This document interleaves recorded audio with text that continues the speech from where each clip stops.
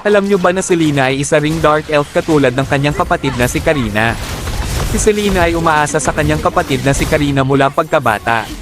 Napanatili ni Selena ang kanyang pagiging inosente sa ilalim ng proteksyon ng kanyang kapatid, hanggang sa matuklasan niya ang mga maruruming bagay na ginawa sa kanya ng kanyang kapatid na si Karina.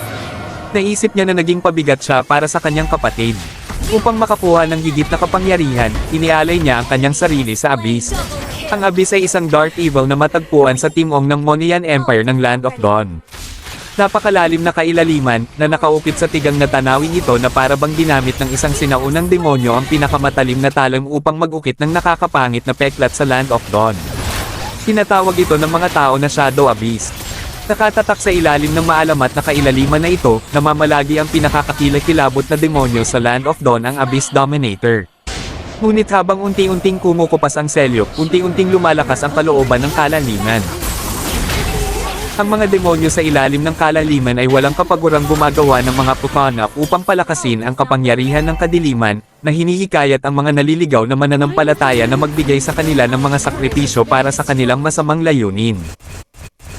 Ginagamit nila ang mga sakripisyong ito para pakainin ang Abyss Devil, isang halimaw na nabuo ng pinakamalinis na dark energy na naghihintay sa kadiliman upang lumunin ang biktima nito, at isa na dito si Selena.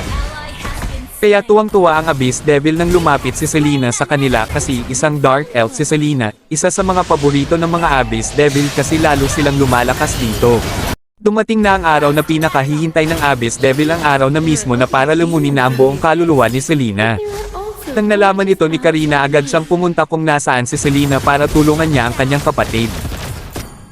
Samantala dahan-dahan ang pumasok sa buong katawan ni Selena ang Shadow Abyss, malapit na siyang kainin ng Dark Magic, isang himala ang naganap, isang mainit na asul na liwanag ang bumalot sa babae, at ang madilim na Abyssal Magic at ang mystical power na ito ay nagsimulang magsagawa ng mabangis na labanan sa loob ng kanyang marupok at batang katawan. Nagising si Selena na nasumpungan ang sarili na nakahiga sa kailaliman ng kailaliman, ang kanyang balat na ngayon ay isang misteryosong asul na tono at ang kanyang lavender na mga mata ay puno ng scarlet na glow, kasama ang Abyss Devil na tahimik na nakahiga sa kanyang tagiliran. Ang Demons of the Abyss ay abala sa pag-iisip kung ano ang nangyari.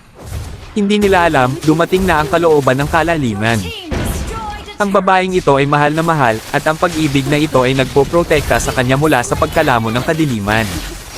Ang Abyss at ang Moon Goddess, ang dalawang magkasalungat na puwersa na ito ay nakarating sa balanse sa loob ng kanyang katawan. Isang sinaunang, mabigat na boses ang umalangaw-ngaw sa isipan ng mga demonyo, ipaubaya mo sa akin ang babaeng ito. Siya ang magiging pinakamalakas na mandirigma ng Shadow Abyss.